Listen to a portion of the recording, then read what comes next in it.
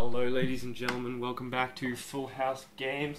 I am Caleb House, and with me is Ben Clinic still. And now we're covering the matchup between David Brocci, who we saw earlier running Omnitell, and Mr. Alex Fernicola, who I believe is running Death and Taxes. I believe Alex moves decks around a lot, but I believe his mainstay is Jun, so he's used to these sort of more attrition-based fair decks. So I'd like to see what he does with D&T. I imagine he'll have some interesting plays.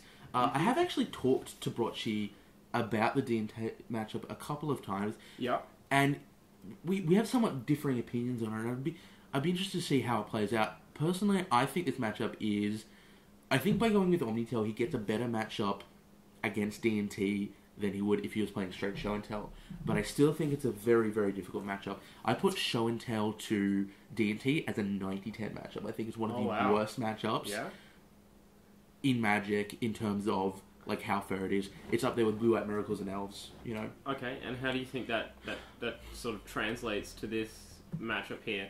Show and Tell obviously still being used in Brocci's deck, but is it going to be as bad as Show and Tell, considering this is a different The reasons it's bad in Show and Tell, and I would say the main reason is Thalia.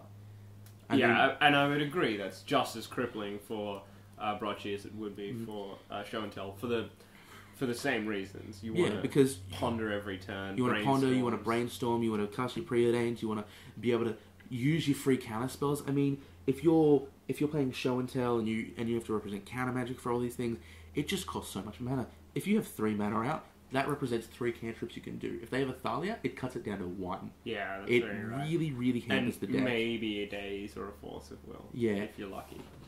And against Show and Tell, it's even worse most of the time because they also have Flicker Wisp. So when a Show and Tell resolves, they can just flicker your whatever you've got. Yeah, and that knocks it out for a turn. And you play of lethal. They have Swords to Plowshare. They've Caracas to just bounce it, and then you have to find it on the Show and Tell. It's hard to pull it off, and even when you pull it off, you haven't exactly won. Yeah. Brocci, I think, has a slightly better matchup. I think he's right that the Omnitell Death and Taxes matchup is not as bad because of a number of things. A, you don't have to worry about Caracas. B, you don't have to worry about Swords to Plowshare because you're not looking to win with a creature. Yeah. So you do have a couple of more outs, but Thalia is still a thorn in the side that I think is very difficult. Brocci, I think, from what I gathered, puts it at sort of closer to 40-60 in D&T's favor. I still think he has... He believes if he fights, he'll get it. And look, Brocci is a very good player. He's been playing this deck for only about a month now, but he's been really enjoying it. And I definitely believe he could win. But if we see an early Thalia here, I'm not count. I think it's Fernicola's game if we get to see a turn 2, turn 3 Thalia. Yeah. It makes it so difficult for David to actually function. Yeah. And I mean, even bringing Thalia in off the Show and Tell, if David taps all his mana, that's pretty much game. But look, I'd be interested to see what Alex does. I'm not sure whose deck this is, because the D&T decks, do vary a little bit. You see some people running Caracas Mangara combo, you see people, running a whole bunch of different things. There's the aggro version where you run the white 3/3 with Vigilance. So... Vigilance and Flying, the one you Sarah Avenger, I believe it's called. Oh yes, so D&T which can't cast until turn 2 or 3, but usually you can vial it in on turn 3. Oh, turn 2 Thalia, that's going to be so that's really brutal for Brocci here. On the play too, so that means he's had literally one ponder available to him at the price that you would expect. Now they're all going to cost double. Really bringing in that taxes part of the Death and Taxes deck. I think I've forgotten what I was going to say. There was some information I had about Death and Taxes. Swinging for 2. Love those APAC lands sitting there. Nice and pretty. Absolutely. Yeah, they look really nice. Peeking out from underneath that wasteland, saw it before. And I believe that's a Stoneforge Mystic. Well, he's picking up his deck, so I would hope it is, yeah. The Jit fetching that's going on here. So I'm interested into why he didn't fetch maybe a Batterskull. Okay. I'm going to say he probably has one in hand, but that also being said, I probably would have fetched sort of Fire and Ice knowing that Brocchi is looking to be heavily leaning towards blue. And look, maybe a lot of them is sort of 50-50 to run sort of Fire and Ice in the main, maybe even a little bit less. So there's a chance that he just doesn't have it. The argument for picking Jitte over Batterskull is Alex Fenicola doesn't necessarily know that he's up against Show and Tell yet. Okay. He probably is, but what other deck could he be representing at this one? I think it is because he has one in hand. Oh, it is because he has a Batterskull in hand? Yeah, so there's a Batterskull in hand. But that being said... Death and taxes problems. Yeah. Oh, I can't fetch all my artifacts. Because half of them are in hand when I have a Stoneforge active, you know? Yeah. I mean, I would have probably fetched definitely a sort of Fire and Ice. Just because it's a some big added clock. damage. It's a big clock. It's going to give that Thalia protection from blue, which is totally relevant in a matchup against Brocchi. Now, Alex might not know what Brocchi is definitely running after only seeing one basic come out there, but those are nice backpack lands. They're very pretty. But basically that's what we're looking at there. I'm curious as to why he hasn't. Well, what does he have in hand at the moment? Maybe even just put that Jide into play right now. You don't. You can certainly do it end of turn, so there's no reason not to, and you can't equip the Jide, so you might as well, sort of leave your mana open. Yeah, represent a couple of things. Might not know exactly what Brocchi is running here, so. At this point. Oh, and he'll have even Mind Sensor here as well represented. So that's Brocchi will have to be a little bit careful with cracking those fetches. An issue as well, yeah. So brainstorming here for 2 mana. Brainstorm a powerful card, probably still playable at 2 mana, but it's not fun. Definitely. Okay, and look, Brocchi knows what up. He's actually doing the physical move of tapping it and putting it on the stack as opposed to just chucking it in his graveyard and picking it up. Yeah. And look, that's what happens. We get an even Mind Sensor here. So, on the stack, do you think you would crack that other fetch there, or I mean, you're going to be shuffling anyway since you've cracked a fetch. I think an argument can be made either way, and maybe Brocchi has put a land back, and that's why he knows. Because if you crack in response, you obviously get the full search. We are at high chances to hit an island here, and we have. He just does run a high number of basics, so that'll help. Never crack for the 2% is kind of my motto. Never crack to get that minimal advantage of the extra land. You just think he's holding up that one. You're running so many cantrips. There's an argument to be made either way, right? Next turn, I believe he's got another brainstorm in hand. Do you think that's what it's for then? Yeah, I believe so. And look, there's an argument to be made either way, because if you crack that fetch, then your brainstorms are worse, your ponders are worse, and you might not get the spells you need. So you can have all the mana you want to play around Thalia, but not the spells to cast. Right. And then there's the other mentality of, sweet, you get your shuffle effects, you get your brainstorms, and you get a perfectly sculpted hand, but a Thalia's out, and you've cracked 2 fetches when you shouldn't, and you have no mana. So it's about finding the line, and I think it's really down to the user here. It's really down to what he wants and what he's got in hand. Okay. If he missed on that first fetch, it'd be a lot harder for him. But because he's hit it, I think it changes and it's paid off the risk that he's taken, because he'll be able to brainstorm, fetch it away, and get a full value brainstorm on this. Fair enough. So a card that I'd like to see Brocchi run is something that I'd like to see Brocchi do is to maybe take a page out of Jonathan Winter's book. And Jonathan Winter, a couple of weeks ago, you might remember, was playing a blue-white splash-green Miracles deck for Bruce Day Tuesday. Noxious Miracles. Was also playing it just because it's a really good deck. It's insane. Nothing wrong with Miracles, and adding the green for that Noxious revival was really powerful. But that's not the card we're talking about. We are, in fact, talking about Personal Tutor. Yeah, blue from Portal 2 Kingdom? No, Portal 2nd Age or something? I don't know. It's older than I am, probably. But it's 1 blue, sorcery speed, tutor for a sorcery. Which has quite a large number of targets in Brocchi's deck. Yeah, Brocchi's got a lot of... could get a lot of value out of that. Could he use it to sort of fetch the... Show and Tells, enter the infinite, and that could then just allow him to go straight off when he needs to. That's definitely a good card. I would love to see that be played. I can see arguments for like why you wouldn't play it, because it's sorcery speed and tells your opponent what's on top of your deck. But with so many cantrips, he can always brainstorm, personal tutor, brainstorm, pick it up, hide something else. Ooh, and that was a good play from Alex Funicola there. Wastelanded the fetch, I guess, thinking that Brocci had something on top that he liked. Yep. And he was correct, because Brocci did not, in fact, crack that fetch in response. Yeah, so something on top that he wants. At 4 mana,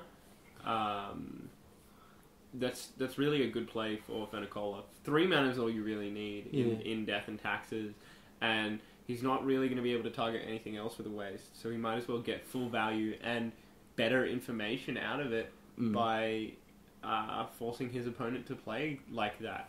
So, it messes up his shuffles. It messes up his mana base. It's just it was quite a disruptive play, and I think it's paid off. Yeah. I mean, we're looking here a Batterskull, an Aether Mind Sensor, and a Thalia. Yeah, this game he's going to get hit for swinging over for 8 right now. So I think assuming he doesn't come in with that Stoneforge. 2, 5, which puts him at 7, and then this will be 14, 18 damage here. Yeah. Plus, or maybe 2 fetches. I don't know. I think that's likely game. And if you just look at David's side, it seems like he hasn't done all that much. It seems like he hasn't. Usually when you see someone in the state, you're like, oh man, they've just drawn dead and stuff like that. But I think it's quite literally that Thalia that's just not allowed him to cast the critical mass of spells required to go off. Absolutely. So I think that's pretty much going to be game for. I think we're going to see an extension of the hand here, and he'll be packing that up. Oh, sorry, my math was bad. It was 11, not 14 damage as I initially thought. So I think he's on about 2 or 3 life here, actually, at this point. What are his outs? Well, okay, I guess that answers that question. I believe he has an out in the sideboard in the form of Toxic Deluge, but of course, yeah, that's still going to cost him 4 life. He'd have to Cunning Wish and then do it. Like, he just wouldn't have the mana to be able to do that. Cunning Wish won't even fetch it. He'd have to Cunning Wish for research and development for Toxic Deluge. And at that point, you're either going to have all the mana in your deck or none of it. So now, here's an interesting thing we're seeing Brocci do. Takes his sideboard, shuffles it into his deck. Yes. Now, this is 15 cards in, 15 cards out. Yeah.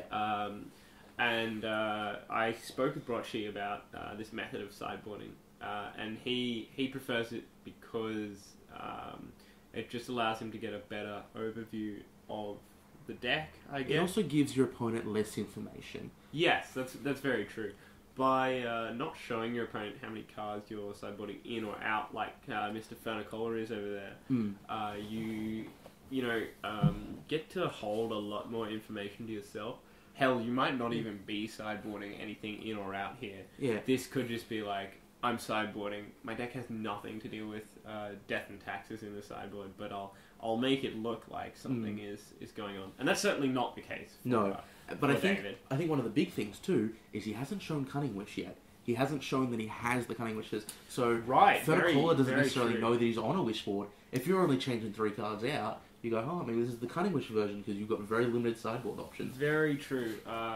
Brocci does indeed not have a lot of actual sideboardable cards, maybe a wish board.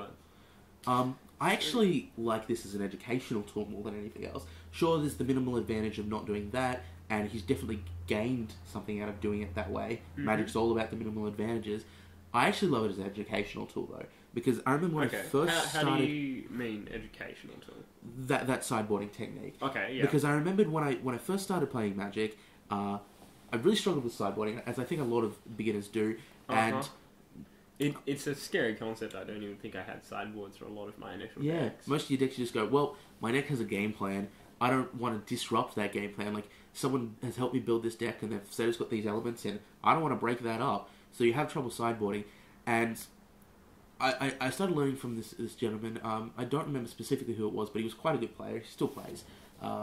And the word of advice he gave me was, don't look at your sideboard and think, what do I want to put in? Because it just always makes it difficult. You always think, well, this could be good in this situation, this could be good in this situation. Look at your main deck first and decide, what do you want to take out? And that really helps you with your sideboarding skills, and it improves that, and it makes your deck better overall post-board. And I think this sideboard strategy specifically helps that quite a bit, because what you're doing is you're looking at your deck as a whole and going, not what do I want to bring in, you go, which 15 of these 75 do I not want in the deck? Yeah, absolutely. And, that's something that you've got to be very interested in as a new player. You have to sort of know all your deck, and your playstyle will just get better and better the more you play, and you'll get better at seeing, right, these Abrupt Decays are useless in this matchup because they're not really playing any 3-drops. Abrupt Decay is quite literally the worst card in this matchup if you were to have it. Right, on Fernicola's side, of course. But who does usually run John, so that would be relevant. But don't be scared about doing it. Most players are gonna. It takes a little more time to do the 15 in, 15 out.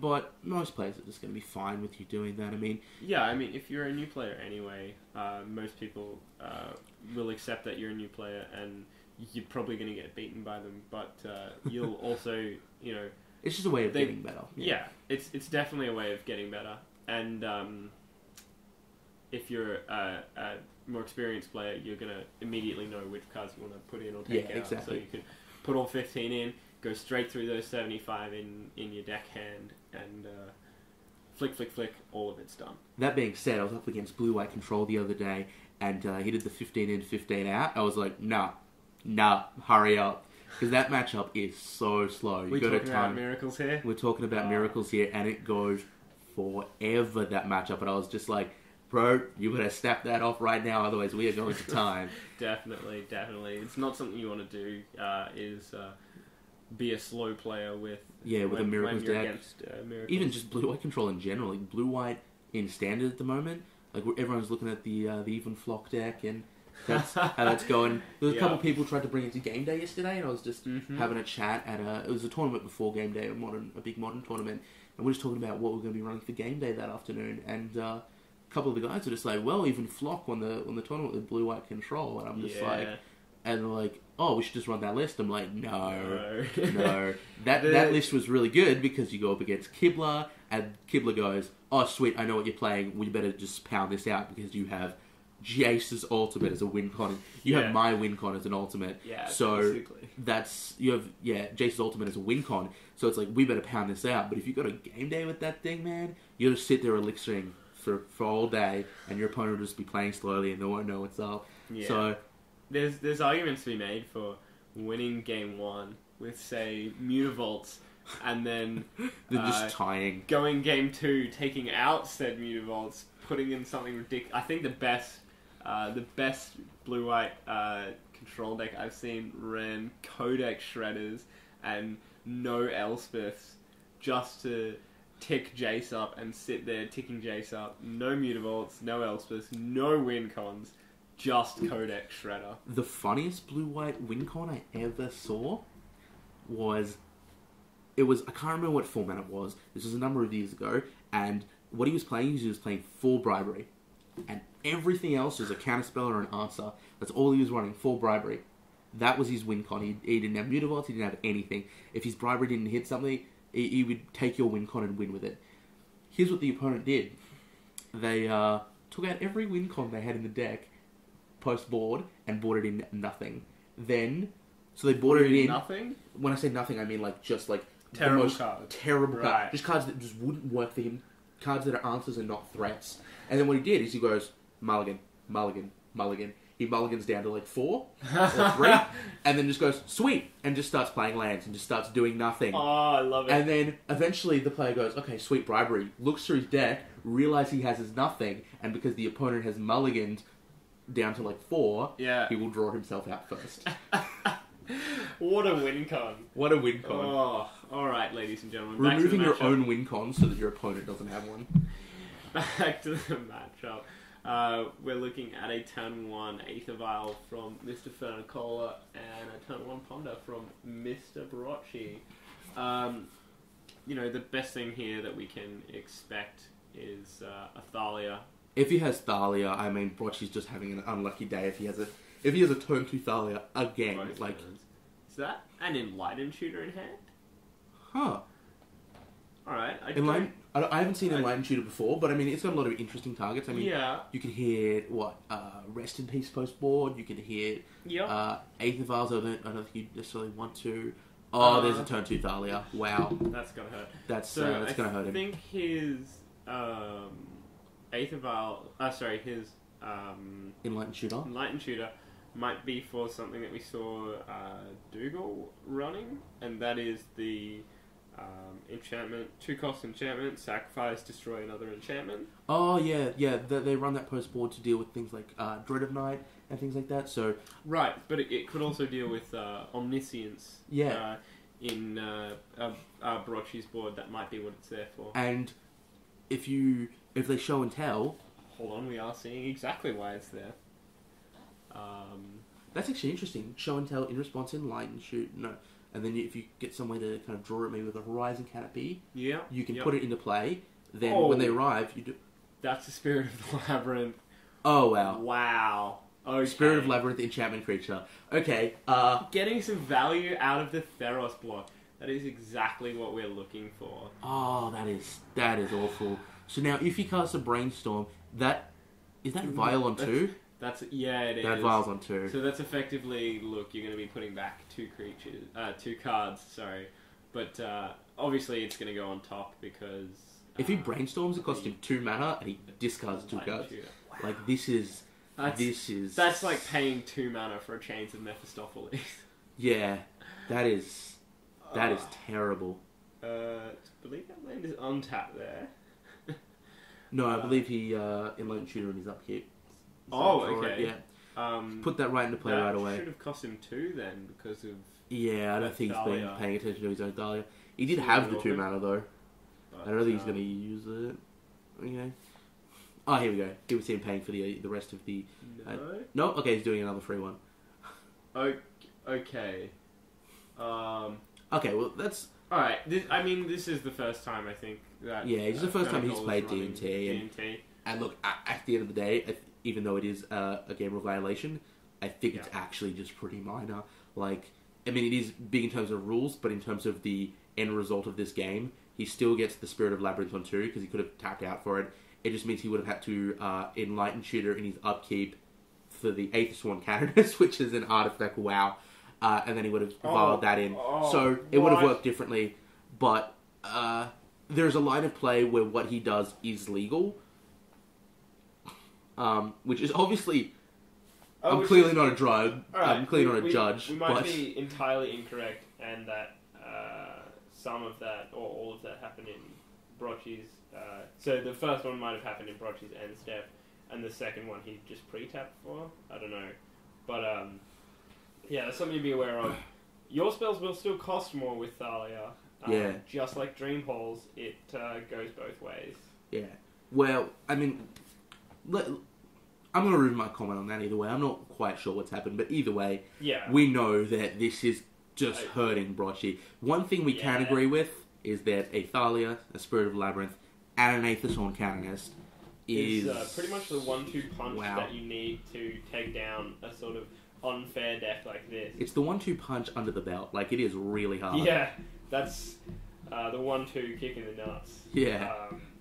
Just... Look, 6 power on board, and... Brocci's just sitting there, hand on the table, really nothing you can do.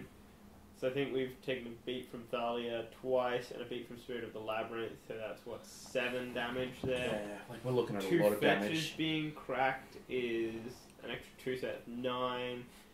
This turn they're going to swing for... we're going to swing for 7 in total. Yep, so we'll be down to 2. Yeah. Or 4. It'll be down to 3, 4, something like that. Yeah. That's really going to hurt. Yeah, I imagine so. He just fetched. That'll probably put him down to 3 here. Yeah, so he's fetched black here. Okay.